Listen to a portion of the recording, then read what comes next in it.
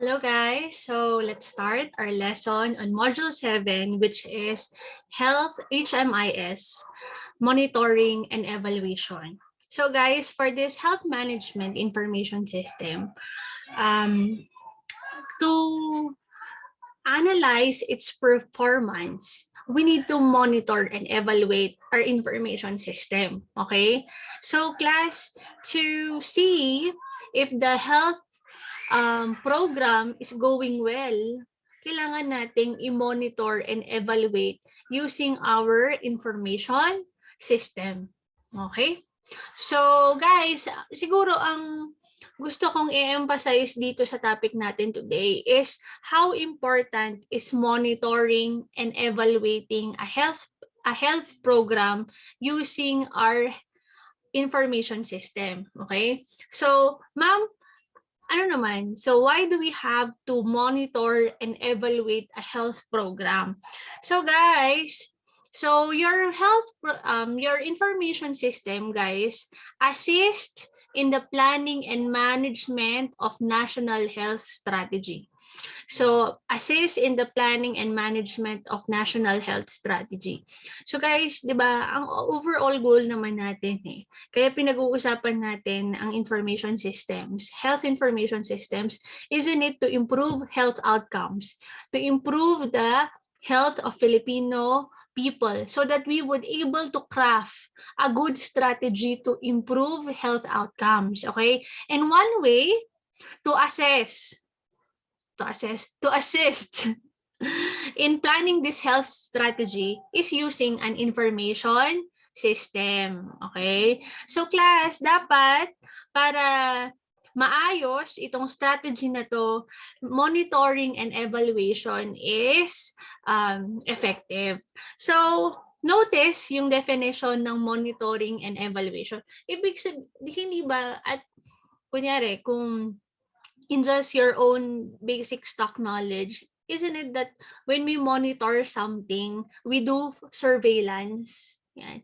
And back then, when I was in the hospital, sasabihin sa akin, Angeli, may request, Q4 daw ang patient for glucose. Q4. Ibig sabihin, i-monitor daw ang pasyente every 4 hours. Yan, every 4 hours. So, Q4. Yan, every 4 hours. So, pag nakita ko ng Q4, abbreviation yan guys, i-surveillance daw yung glucose level ng 4 hours. So, ibig sabihin, kukuhanan ko siya ng dugo. So, prick lang naman to assess their glucose level every 4 hours. Yan. There is surveillance. Yan. So, monitoring means collection, analysis, and use of information gathered from health programs for the purpose of learning from the experiences. So, guys, so in monitoring, kunyari, example, kung effective yung dengue program natin, ganyan. So, we need to collect relevant information. So, from doctors, from their experiences, yan, from heads, yan, to assess if the program is effective. Okay? So, guys, dito sa image pala na to, yan. So, I want to show in this image, itong cycle na to, that evaluation happens cyclical. Okay? Cyclic. Yan. So, usually, hindi ba parang sa subject natin, kailan ako nagpapa-quiz guys? Hindi ba every end of the topic? Correct? Yan. But not with the evaluation of health programs, guys. Ang evaluation ng health programs and monitoring nagsisimula na sa planning portion. Okay? Sa planning portion pa lang class, evaluation already happens. And yung evaluation actually results from previous program, yung mga experience na tutunan ng mga previous na program manager, actually parte yan ng planning of a health program. So, siguro ang gusto kong emphasize dito, class, ang evaluation does not only happen by the end of a health program, it's continuous. So, from the planning, to the implementation at sa end ng health program, nangyayari ang evaluation and monitoring. Okay, so it's continuous. It's a continuous life cycle. So this is a project life cycle. So guys, kung plano nyo isang one day is to be a project manager ng isang health program, you have to know na ang evaluation po, it happens already in the planning process. Yan. Pinaplano mo na kung paano mag-monitor and evaluate. So it does not happen only at the end of the health program. It is continuous all throughout the cycle of the health program. So example, may programa tayo, mass deworming of school children. Okay? So ginagawa pa lang yung programa natin about deworming of school children. Yan, ini-evaluate na natin kung tama yung pagplano natin from the implementation. Yan. So based on our implementation, siguro your implementation of the health program could be 3 years. Yan. Sa first year, minomonitor na natin yan kung anong nangyari. Second year, third year, minomonitor na natin, in-evaluate na natin if we are succeeding, and a final evaluation happens. So after 3 years, anong nangyari sa program natin? And what did we learn from it? So kung gagawa na naman tayo ng deworming project, gagamitin natin yung experience natin from the previous project and use it on our current new project. Okay, so ganun guys, ganun katindi. Okay. Sabi niya, evaluation, systematic assessment of programs or policies. Yeah. So monitoring is something that is continuous. So you acquire it from experiences. Maya, i-define natin sila. Compare natin. And indicators, guys. So indicators are very important. So these are data results. Yan. Sabi, maya, magbigay tayo ng indicators. So these are, kung bagay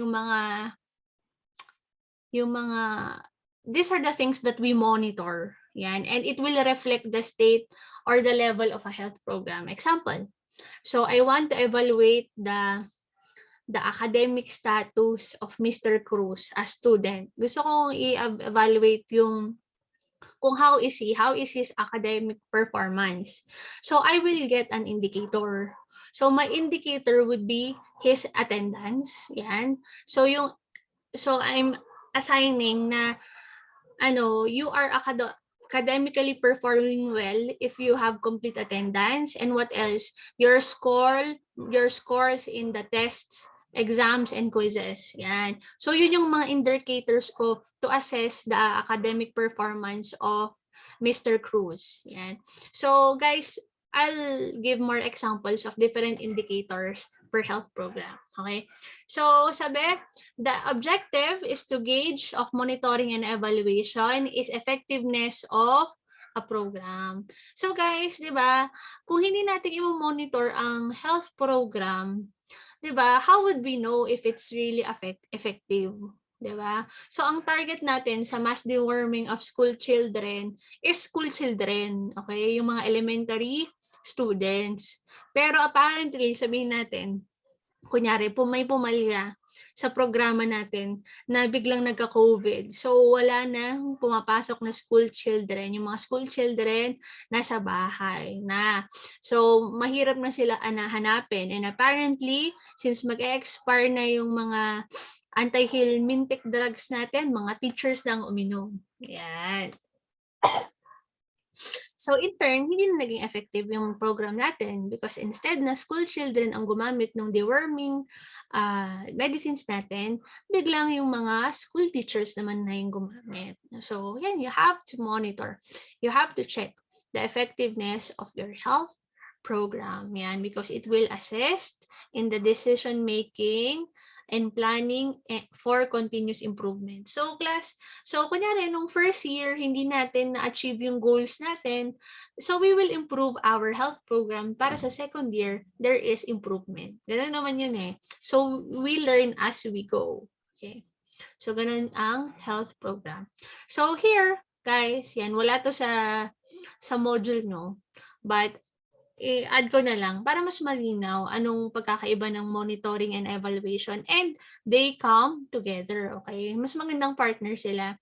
So monitoring, when it is done, sabi continuous daw, yan, throughout the life of a project or program. Evaluation usually by the end, is occasional lang. Yan. Before implementation, midterm, and end period. So, mas continuous, mas tuloy-tuloy, mas fluid sa monitoring. What is measured? What is measured? Measured, sorry. So, how are the input? Yan. Yung mga basic elements. So, yung mga resources, how is it utilized? Yung activities, yung outputs. Effectiveness, long-term impact. Yan. So, yung evaluation, since nga occasional mo lang ginagamit, yung impact niya. So, pag monitoring, how efficiently are the resources used? Yan. So, nag-deploy ka ng mga health workers, na-utilize ba sila ng maayos? Nag-provide ka ng pera, pinambili ba ng gamot o pinangbili ba ng gamot, or did they just spend it on food, something like that? Who are involved? So in monitoring, we include who are the things that usually the staff within the agency. In evaluation, the external bodies, the stakeholders who are involved, sources of information, and so on. So please read on the monitoring and evaluation. So it's interesting. For monitoring, you only make minor changes. However, evaluation, you make major changes. Okay. So they go hand in hand. Okay. So the objective of M&E is to improve the management and optimum use of resources of the program. So in the Philippines, guys, we have limited resources, and it's very important that we will maximize, we will optimize the resources that we have. Okay. So it is used to make timely decisions. Yan. If something happened, at least you could resolve it as soon as possible. Okay, so if a problem arises, you could already make an antidote or a solution on that. Okay, so sabi niya, robust monitoring and evaluation is required. Okay, it's not optional. Okay, so to improve our health programs, we need monitoring and evaluation. So guys, I just want to show an example of a framework. Yan. This is a guide on how our health leaders, our top decision makers, this is their guide, or project managers, this is their guide on how to monitor a health program. So this is a monitoring and evaluation for health system strengthening. Okay, let's try to understand it. Let's just have an example. So this is a framework. When we say framework, this is a guide or an overview. Yan, this is a guide for decision makers on how to evaluate a health system or how to strengthen a health system. So inputs and processes, sabi, it reflects the capacity of the health system. So if we will place our eyes here, inputs and processes, sabi, this is the capacity of the health system. Yan. So the availability of infrastructures, of health workers, supply chain, and information will assess the capacity of a health system. Is it robust? Pag sinabi natin robust, is it enough? Are the resources enough? Yung health workers, is it enough? How we utilize information, our infrastructure, our technology that's available, is it enough? Yan. So, to assess the capacity of the health system, we could evaluate it through monitoring the performance of the health system. So, para makita natin kung gaano ka-effective ang capacity ng health system, we will see now the performance. Yan. So they broke it down for us. So the outputs, the outcomes, and impact reflects the performance of the health system. So your outputs are the intervention access, service readiness, outcomes, the result, the coverage of intervention. So example, let's give an intervention. Example, deworming, yan, of school children. So that is the output health program. How do we assess if what is the effectiveness of our deworming? The coverage. So how many children had access to the deworming program? Let's say 80%. Yan. So that's actually high. And impact. Yan. So among that 80%, how many had, among the 80% of children who was given deworming medicines, how many had ascariasis and how many didn't have ascariasis? Yan, to assess the impact. Okay, so class, so in monitoring and evaluation, we evaluate our inputs, our outputs, our outcomes, and impacts. Yan. So how do we assess our inputs? Yan. By getting the data from administrative office. Okay, so we have a financial tracking system. So there's an office in charge of financing. So let's ask them, on our deworming project, how much did we spend? And they said 100 million. Okay, so test it, record it. Databases and records. So these are the sources. How many health workers were deployed in our deworming program? Okay. Next. Now we will evaluate our deworming program because that's our output. So facility assessment. So there would be an in-charge facility. Example. The health program happened in Barangay Aurora Hill, Baguio City. So the facility in charge there is Aurora Hill Barangay Health Center. Yeah. So we will get the information from Barangay Aurora Hill Health Center. Okay. Next is coverage of intervention. So we could now get the information on how many kids were the recipient of the program through population-based surveys. So these surveys could be done by the staff, it could be done by academe, researchers. So outcomes and impacts could be evaluated, the data could be collected through population-based surveys. Okay. So ganun guys. So madugo. Yan. And I just want, so pang bachelor level lang, I just want you to appreciate how rigorous and how important monitoring and evaluation is.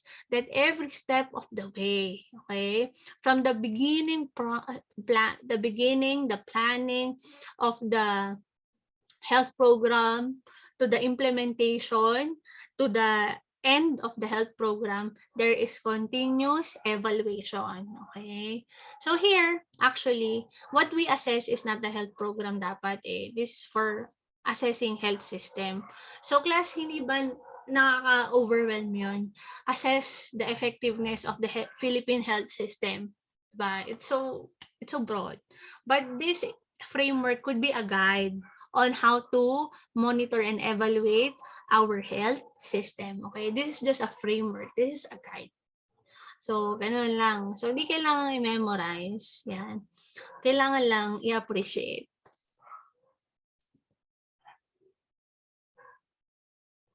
Yan. Indicators, the choice of indicators are always directly linked to the objective setting of the program. So now guys, indicators na tayo. So sabi, so indicators are important to monitor the key aspects of the health system performance. Sabi niya, health indicators are summary measures. Yan. So, magbigay tayo ng example. So, meron tayong isang health program which is about reproductive health. Yan. And our boss wants to monitor the effectiveness of our reproductive health.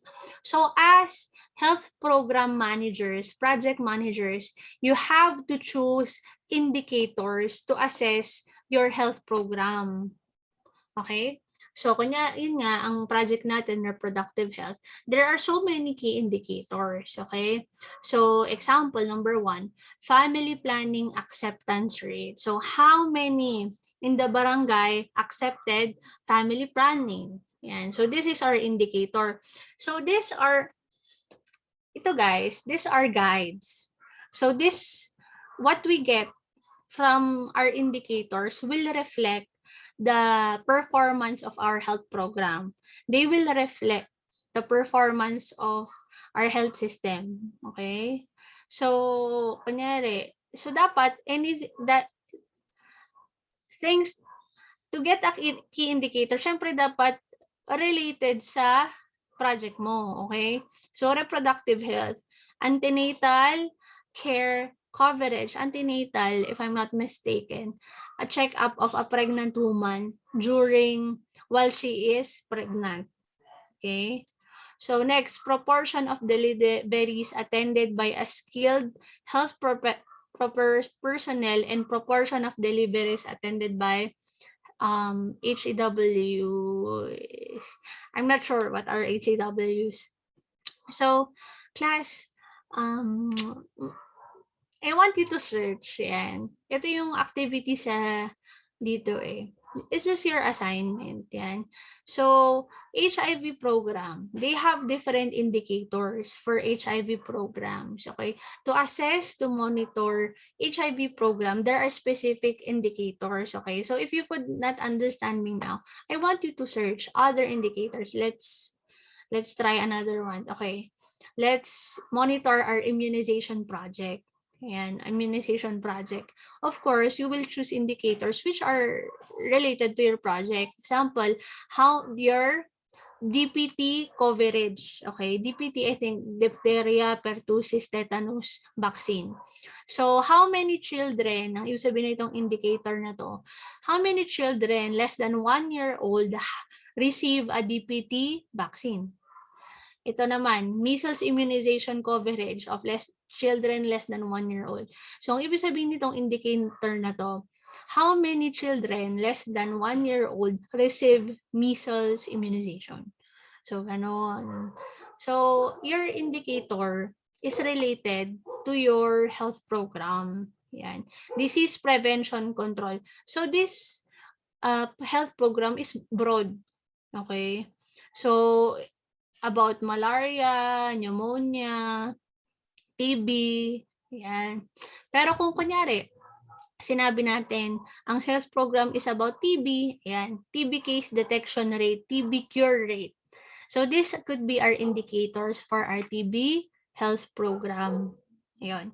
So guys, indicators are important in monitoring health programs. Okay, sa madaling salita. So, mayroon pa tayong mga COVID-19. Yan. So, ano ba yung mga tinetest na, ano ba yung mga indicators to monitor our COVID-19 program? Example, bed occupancy rate. Diba? Kung pupunta ka sa COVID-19, how many are tested how many people are tested with RT-PCR? 'Yon ang indicators ng COVID-19. Yan. So, ayun guys, so to monitor